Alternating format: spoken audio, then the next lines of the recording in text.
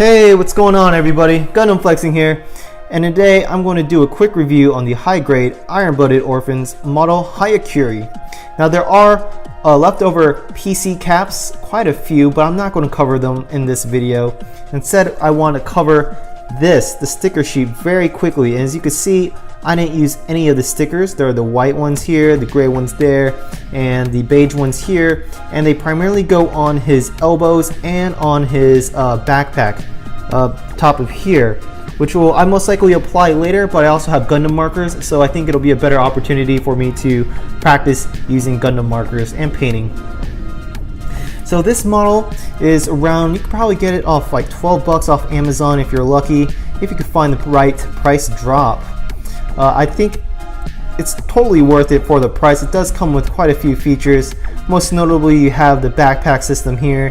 He does have dual wield weapons, and the bottom portion of the backpack, these two pieces here, could come off. You could put his arms inside and use it as some sort of mobile turret, and you could also use, again, these two pieces here to as a shield. This kit also comes with a base. Here it is. It's a transparent base. It's very simple to build. It's only like 4 pieces. The right part of the V, the left part of the V, the stem, and then the actual connector right here.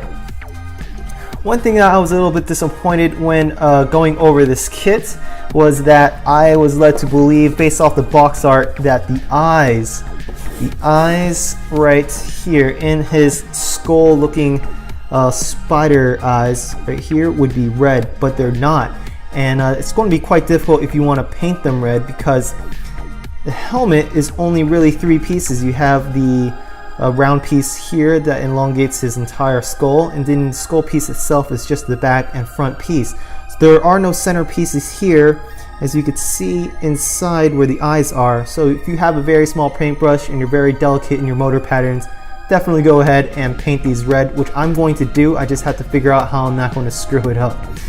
The backpack system itself, it's pretty big. It's quite unique as well. So this is how long it is, and that's the reason why you have to have a base so it doesn't fall over, because he will not stand on his heels or his little feet. And this is the back part of the base right here. So if you wanted to, you could take this off out of the center and you could just support his base, and yeah, that way he'll be able to stand up. But again, I prefer to put him on a base. The backpack, oh, where was I going to cover? Yeah, so the backpack has 3 thrusters at the back. It's not as detailed as I thought it would be, but this is a high grade, so you shouldn't like set your standards so high.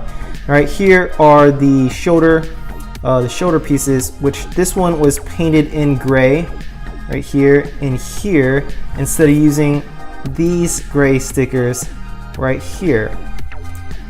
Also, I used white paint on the elbows, trying to get a good capture there. I think I did a pretty good job. Applied a couple layers right there. I think I did a good job. I prefer, if I could get away with it, then I would definitely go with paint rather than stickers. Because of the backpack and it's so large, and because it engulfs pretty much his traps, he can't really twist and turn his head with a great degree of freedom like we have with the other kits right there. So it is a little bit of downside, but it's still very posable, don't get me wrong. I think that's pretty cool that he also has like 2 vents right here that just shoots off to the side. His dual wield weapons, now this is pretty interesting. So I want to take, if I may, right here. The part I found most interesting in regards to his dual wield weapons is I don't even know what this portion is. It's like a flap, right? It's 2 flaps really that connects on either side, and then you would bring it down together. So if you don't follow the instructions very well, and if you cut your pieces ahead of time thinking that you could just line them in there because they're both the same, they are not. Because if you put one on the other, or if you put them in the wrong order and you start bending it together, you could actually start bending and warping the actual flaps. I'm trying to find if it was this weapon. I accidentally bend way too far. I was trying to force it in because I accidentally misread the instructions. No, it's not this one. It's this one right here. Right here. I pretty much put this flap opposite to the other one and I started bending it together, it wouldn't bend, so I just kept pushing it until I noticed I was warping the piece. So I'm going to have to use a Gundam marker or mix it with a little white paint to cover this this little defect right here. But I do like the weapons, don't get me wrong. It's very simple to build after you get to that point. It doesn't even have like a muzzle. It's really just left piece, right piece, and then you get this elongated piece here, which is just the handle piece, which isn't bad. I'm going to put this guy back in his wrist. And like as tradition with most IBO kits, you're going to get, ooh, his arm almost fell off, but you're going to get that V-shape waistline, that V-tapered waistline, like some sort of bodybuilder.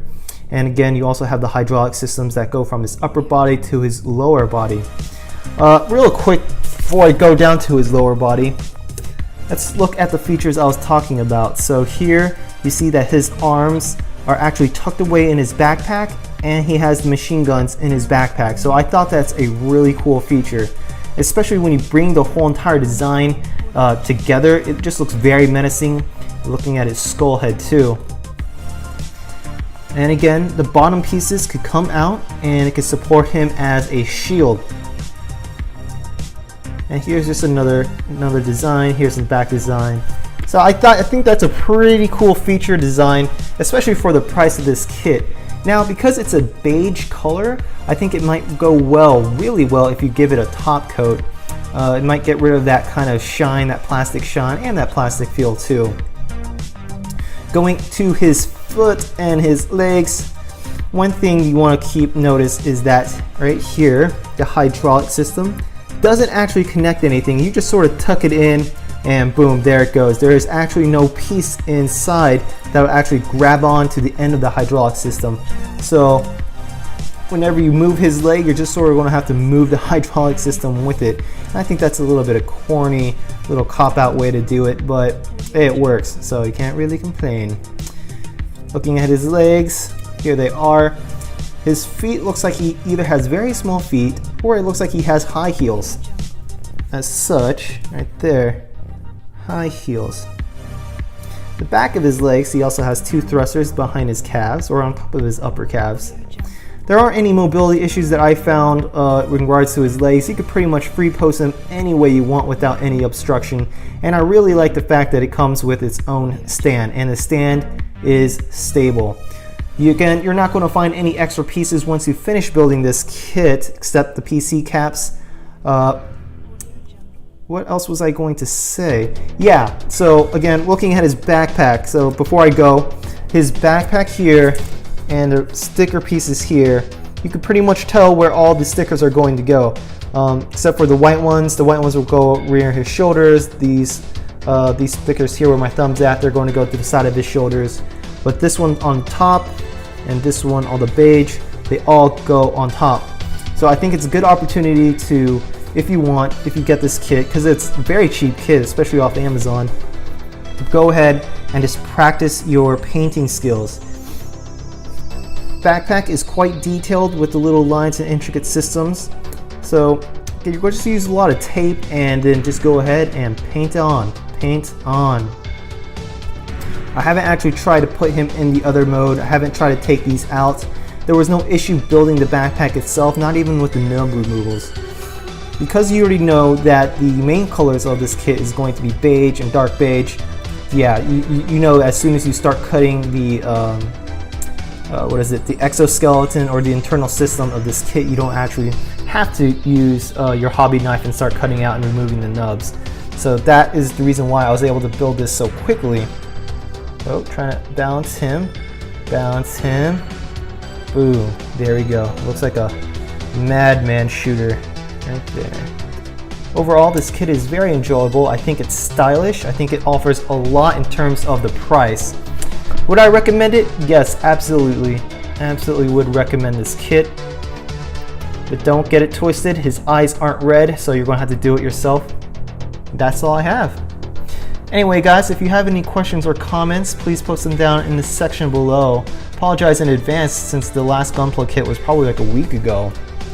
It's been so busy with school. And there is it.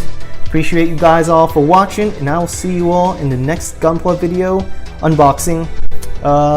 I have no idea what I want to do next. It might be the gun tank, it might be the Marasai, both high grades, or it might be the Jaeger high grade. I'm keeping my eyes on the RX-79 balls, the master grade ones, but we'll see. Alright guys, peace out.